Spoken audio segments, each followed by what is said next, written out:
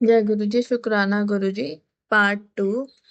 गुरु जी द्वारा उपचार की तिथि लिखी हुई थी। खोलकर देखी तो वह ठीक 2 वर्ष पूर्व की थी। संभाषण जो मेरे रिश्तेदार ने नहीं दिया। जब हम चंडी मंदिर में रहते थे, एक दिन मेरे साधु ने जो समूह के सामने बोलने से कतराते थे, रांची से फोन किया कि हम गुरु जी से निवेदन कर रहे थे करके उनके द्वारा सैन्य अधिकारियों को दिए जाने वाले भाषण को रद्द करवा दें। हम उनका चित्र लेकर गुरुजी के पास प्रातः 4 बजे पहुंचे। गुरुजी के कमरे में प्रवेश करते ही उन्होंने मुस्कुराकर कहा कि क्या मुझे अपने साधु का फोन आया है? वह कायर, उसे क्या चाहिए? जब हमने उन्हें समस्या बताई तो उन्होंने हमें बैठने को कहा और अपने अन्य कार्य करने लगे। समय बीत रहा था तो हमने उनसे पुनः कुछ करने की विनती करी, पर उन्होंने हमें प्रतीक्षा करने को कहा। अचानक 8:05 पर उन्होंने उसका चित्र मांगा और उस पर अपनी उंगलियां फेरने के बाद कहा कि उन्होंने समस्या को अंतरित कर दिया है और अब वह भाषण एक ऐसा व्यक्तिगत व्यक्ति देगा जो हिंदू नहीं है। उस शाम को मेरे साधु ने फोन पर बताया कि संभाषण अब एक मुस्लिम अधिकारी देगा। जब हमने उनसे पूछा कि वह यह निर्णय कब लिया गया तो उसने कहा कि प्रातः 8:05 पर। उपचार नजले से असामान्य रोगों का। मेरा सेवादार छुट्टी गया था, मुझे एक अन्य सेवादार मिला और यौन परिवर्तन आरंभ हो चुका था। मेरे मेरे सूबेदार मेजर और मैं दोनों चिंतित थे। अब वह कैसे सोना में कार्यरत रहेगा और जवानों की बैरक में कैसे रहेगा। एक दिन जब गुरुजी मेरे घर आए तो मैंने इस लड़के को ठीक करने के लिए विनती करी। गुरुजी ने प्रश्न किया कि मैं कहाँ से ऐसे रोगी लेकर आता हूँ। मैंने उत्तर दिया कि गुरुजी यह तो उसका भाग्य है और उसे ठीक होना है, इसलिए वह मेरे पास है। गुरुजी ने उसकी पीठ पर एक चम्मच रखा और वह ठीक हो गया। एक दिन मुझे ज्वर हो रहा था और मैं धूप में लेटा हुआ था। दोपहर को 3 बजे गुरुजी हमारे घर आए और उन्होंने मेरे स्वास्थ्य के बारे में प्रश्न किया। मुझे सिरदर्द, ज्वर और मुंह में गंदा स्वाद था, साथ में नाक भी बह रहा था। उन्होंने मेरी पत्नी को एक डॉक्टर को बुलाने को कहा। तुरंत कर्नल चौधरी ताप नापने का यंत्र थर्मामीटर लेकर आए। उन्होंने मेरा ताप 103 डिग्री नापा। गुरुजी के प्रश्न करने पर उन्हें बताया कि औषधियों ने 48 घंटे में ठीक हो सकता हूँ, अन्यथा 3 दिन लगेंगे। गुरुजी ने फिर मेरी पत्नी को एक चम्मच थोड़ा सा नमक और जल लाने को कहा। उन्होंने उस चम्मच में थोड़ा सा नमक और जल मिलाया और कुछ मंत्रोच्चारण करके मेरी नाक में डाल दिया। मुझे लगा कि मेरे अंदर का सब कुछ बाहर निकल आएगा। मैं बाथरूम भागा और मेरी नाक से बहुत सा तरल निकला। मैं अपना मुंह धोकर आधा मिनट के बाद बाहर आया। गुरुजी ने डॉक्टर को पुनः मेरा ताप नापने को कहा। वह 97.5 डिग्री था। गुरुजी ने पूछा कि अब मुझे कोई बहती नाक, सिर दर्द या मुंह में गंदा स्वाद है? अब तो मेरा उपचार हो गया था, अतः मैंने नकारात्मक उत्तर दिया। गुलाब से स्पर्शित। जनवरी 1985 में मध्य में गुरुजी ने कहा कि वह मेरी पत्नी बबली के जन्म दिवस पर 25 जनवरी की शाम को हमारे घर आएंगे। उस दिन हमारे घर पर अनेक अतिथि आए। कुछ महिलाएं अपनी शॉल गुरुजी को सुगंधित करने के लिए दे रही थी। गुरुजी उसको एक बार पहन कर रहे थे। एक कि यह 1 सप्ताह तक सुगंधित रहेगा, यह 15 दिन, यह 1 मास, आदि आदि। मैंने उनको एक फौजी कंबल देकर पूछा कि वह कितने दिन सुगंधित रहेगा। गुरुजी ने मुस्कुराकर उत्तर दिया, 1 वर्ष। और वैसा ही हुआ। देहरादून में गुरु कृपा। मैं देहरादून में था और पिछले 3 वर्ष से गुरुजी से कोई संपर्क नहीं था। अचानक एक रात को मेरे कान में अत्यधिक दर्द हुआ और मेरे कान के पर्दे फट गए। अगले दिन प्रातः जब मैं कर्ण, नासिका और कंठ विशेषज्ञ के पास गया तो परीक्षण करके उन्होंने कहा कि मेरे दोनों कान क्षतिग्रस्त हो चुके हैं, उन क्योंकि मैं सुन नहीं सकता था। उन्होंने यह मुझे लिख कर बताया। उन्होंने कहा कि सेना के चिकित्सक कान के नए पर्दे लगाने के लिए शल्य चिकित्सा कर सकते हैं, पर इनकी सफलता केवल 5% ही होती है। अतः मुझे मानसिक रूप से सेना से निर्वित होकर घर जाने के लिए तत्पर रहना चाहिए। उसी शाम एक सिख सज्जन हमारे घर आए और उन्होंने कहा कि गुरुजी ने जालंधर से मेरे लिए अमृत भेजा है। उन्होंने यह भी बताया कि उनको पता है कि मुझे अब सुनाई नहीं देता है। 4 दिन तक अमृत पीने के बाद मेरे कान के पर्दे पुनः ठीक हो गए और मेरी श्रवण शक्ति लौट आई। डॉक्टर चंबे में थे कि ये कैसे संभव हुआ। मैं देहरादून में ही था जब मुझे 1988 में सरकार से कार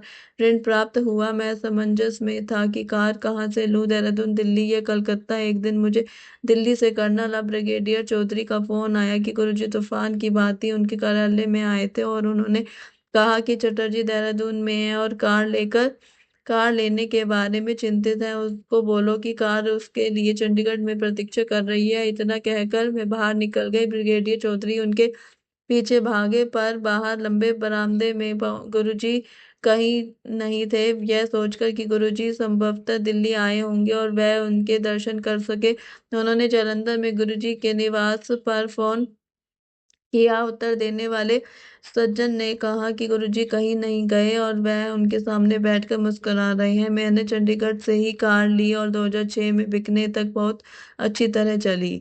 13 वर्ष के अंतराल के बाद गुरुजी के दर्शन। सेना से सेवानिवृत्त होकर 1998 में मैं अहमदाबाद में था। पिछली तरह 13 वर्षों से गुरुजी के साथ कोई संपर्क नहीं रहा था। जून 1998 में मुझे अनिद्रा रोग ने घेर लिया।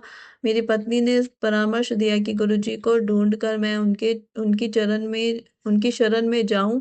काफी पूछताछ के बाद पता लगा कि गुरुजी चंडीगढ़ से जालंधर, जालंधर से पंचकुला और वहां से दिल्ली चले गए थे। मुझे उनका दिल्ली का पता मिल गया। हमारे पड़ोसी श्रीकृत भाई जी गुरुजी से मिलने के लिए उत्सुक थे। अतः हम दोनों ने 10 जुलाई की राजधानी एक्सप्रेस में 2 बर्थ आरक्षित करा ली। 9 जुलाई को मैंने दिल्ली में गुरुजी के निवास पर हमारे आने का समाचार देने के लिए फोन किया। फोन का उत्तर देने वाले सज्जन ने पूछा कि क्या मैं अहमदाबाद से कर्नल चटर्जी बोल रहा हूँ। मेरे रहमत होने पर उन्होंने बताया कि आज गुरु पूर्णिमा के कारण गुरुजी पाठ में हैं, पर उन्होंने बताया था कि शाम को 7 बजे मैं अहमदाबाद से फोन करूंगा। गुरुजी को मेरे आने के बारे में ज्ञान था और उन्होंने मुझे 11 जुलाई को शाम 6 बजे आने को कहा है। स्वाभाविक है कि कृत भाई अचंभे में थे। दिल्ली जाते हुए यह जानकर कि मैं सो नहीं पाऊंगा, मैंने अपने साथ इतिहास की एक मोटी पुस्तक रख ली थी। यह सोचकर गुरुजी तो अपने ही हैं, मैंने 3 बजे उसके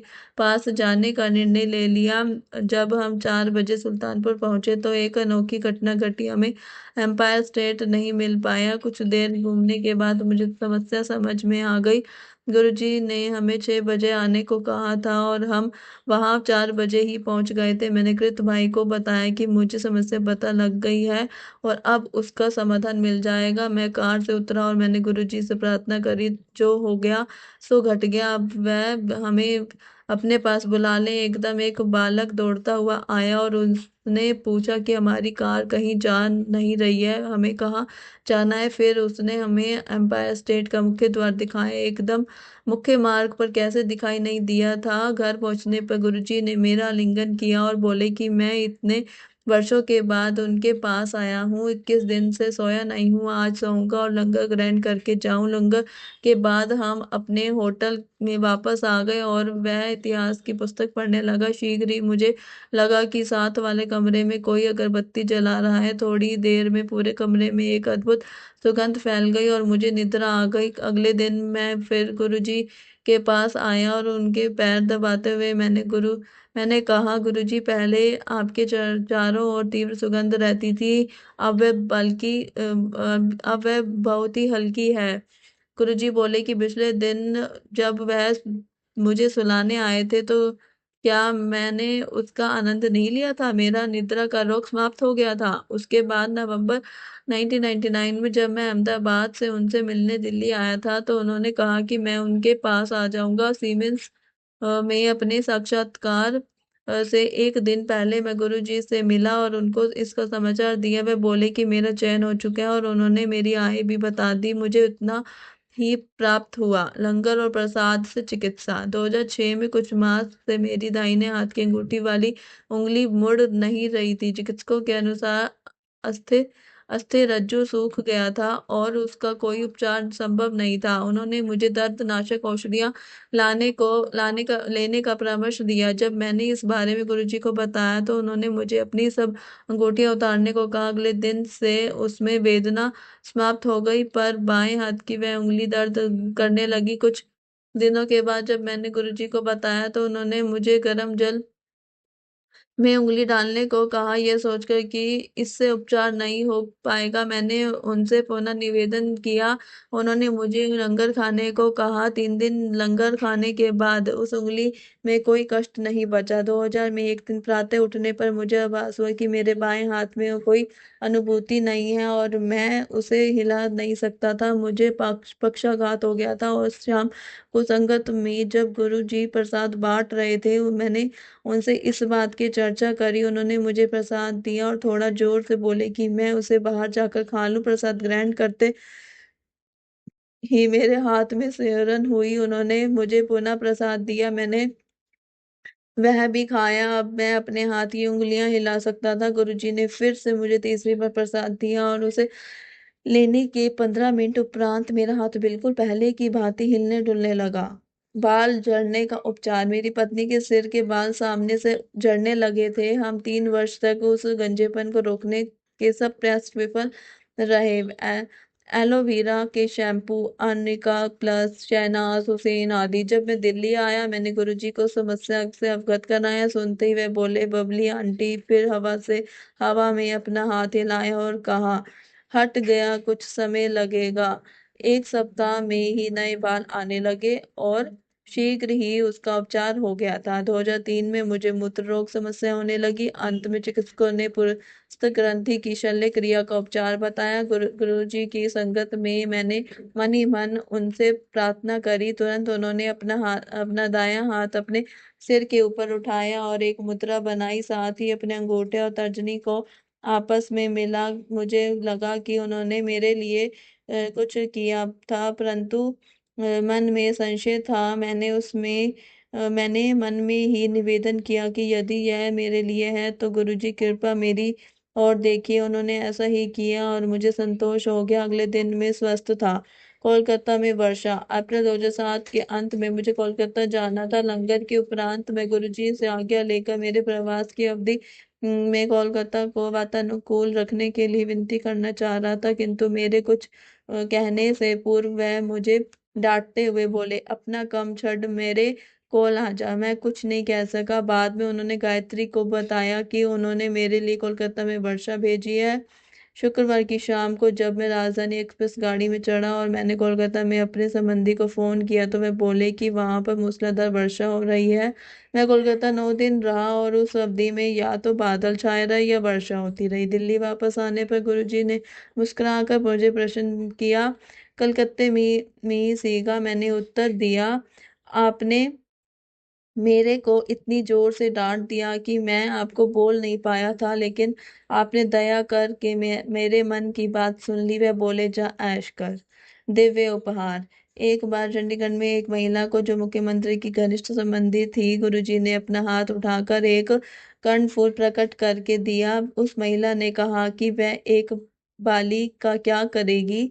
गुरुजी ने अपना हाथ पुनः उठाकर एक और प्रकट करके दे दिया। वह महिला फिर भी असंतुष्ट रही और बोली कि दोनों की बनावट में अंतर है। गुरुजी ने उत्तर दिया कि शिवजी ने जो देना था दे दिया, वह और कुछ नहीं दे सकते हैं। एक बार लंगर के उपरांत जब एम्पायर स्टेट में संगत में बहुत कम भक्त बचे थे, हम सब गुरुजी के आसपास बैठ गए। उन्होंने हरमिंदर सिंह सीमेंस के निदेशक से पूछा, क्या उन्होंने मेरे संस्मरण सुने हैं। उनके नकारात्मक उत्तर पर मुझे अपने संस्मरण सुनाने को कहा गया। अचानक ही थोड़ी देर में गुरुजी की मुद्रा स्थिर होकर अति कठोर हो गई और मुख लाल हो गया। फिर एकदम उन्होंने अपना एक हाथ उठाया और उसमें एक डमरू जैसी वस्तु प्रकट हुई। उन्होंने वह मेनका गांधी के हाथ में दिया और स्वयं मूर्ति सदृश अचल होकर नमस्कार मुद्रा बना ली। कुछ समय बाद वे बोले, देखे शिव जी ने क्या दिया है। उस डमरू को तोड़ने पर उसमें से खोए का प्रसाद निकला। सबको बांटने के बाद भी कुछ बच गया, वह उन्होंने मेनका को दे दिया और बोले कि उसे फ्रिज में नहीं रखना है, वह कभी खराब नहीं होगा। जय गुरु जी, शुक्राना गुरु जी। इसी के साथ दिव्य आभा का चैप्टर 42 समाप्त होता है। इसमें हमने इसके 2 पार्ट पढ़े हैं। तो आगे अब हम दिव्य आभा में नेक्स्ट चैप्टर जो पढ़ेंगे वो होगा चरण स्पर्श प्राप्त है। जय गुरु जी, शुक्राना गुरु जी। मेरी वॉइस में दिव्य आभा का ये चैप्टर के दोनों पार्ट अगर अच्छे लगे तो चैनल को शेयर, लाइक और सब्सक्राइब करना ना भूलें। जय गुरु जी, शुक्राना गुरु जी। ओम नमः शिवाय। शिव जी सदा सहाय। ओम नमः शिवाय। गुरु जी सदा